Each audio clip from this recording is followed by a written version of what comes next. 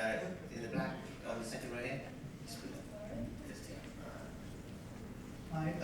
I was just wondering, you touched on it earlier, but I was just wondering about how the interactions between the human characters and the robot characters were achieved, and were any of the robots built like Bumblebee was in the first film?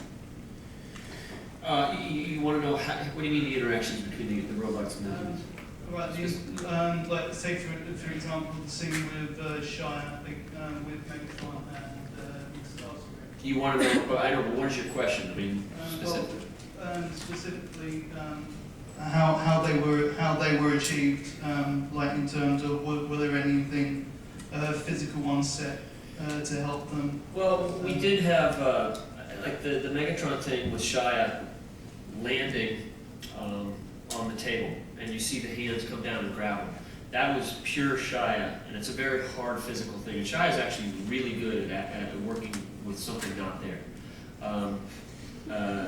No, seriously, it's a very hard talent to imagine everything going on and play and the physicality of Shia having to slam his back down on the table and pin his arms and move in a certain way and arch his back, and digitally we put those arms in.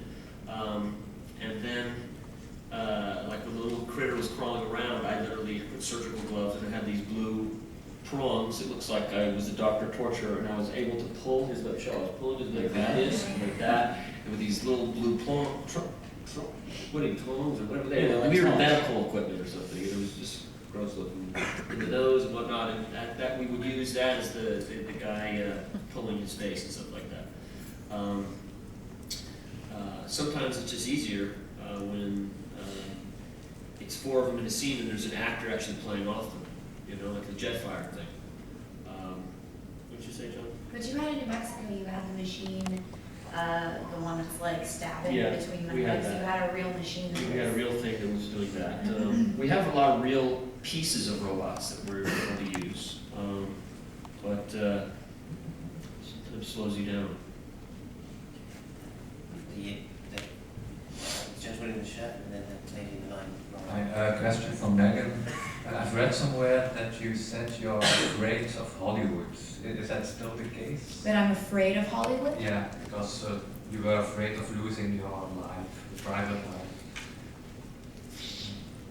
I mean, I can't, in my head, I don't know which exact quote you're referencing. I think I was probably just talking about like the inner workings of Hollywood, like young Hollywood, the Hollywood lifestyle. I just sort of fear that because you can so quickly become overexposed, and once people know too much about your private life, there's no mystery and there's no reason for them to pay to see you in a film. And I think that's something that's almost impossible to avoid in Hollywood currently, and maybe that's why there's no real film stars anymore the way that there were in the 50s. I think that's sort of like there's a dying breed of movie star, and that's why the overexposure on the internet and the media with paparazzi and whatnot. And the lady in the line just there. This is to Shia, Megan and John. If you could transform into anything, what would it be and why? This question's been asked for 2 years now. Listen, if I could, I'd transform into a good answer to that question. Maybe. I agree. There's no good answer to that, John. I'd like to transform into Anne Margaret. And Tommy. That would make me happy. Make a lot of people happy. And well, there was I think time for one final question down here. Yeah, I wondered how fans at the younger end of your audience took to the romantic elements of the story. Is there a danger that young boys would rather see stuff blowing up than a lovely young couple kissing? You asking me? Anyone who cares to answer. I think young boys are really like that, even if they don't understand why. Yes. I agree. Who would answer that? You just got it. You just got it. I mean, you have to have some sort of romantic element to the movie, or else it's just nonstop robot violence. Like, there has to be something else has to happen, so you feel like you're a part of something that could possibly be real or believable.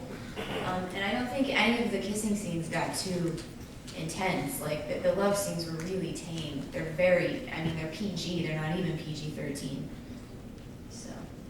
We learned Shia can't kiss too well, by the way. Yeah. He keeps rubbing noses. Shia, cut, Shia. Hey, is that true? That's not true.